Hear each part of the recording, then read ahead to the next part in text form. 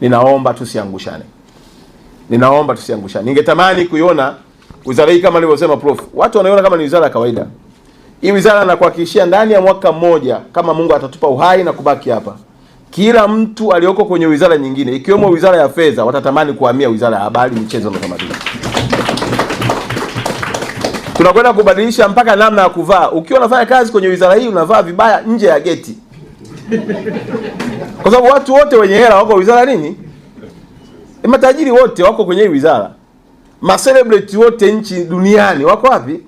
Watu wanaotumia magari kama ni Bugatti, Porsche Cayenne, G-Wagon wako wapi?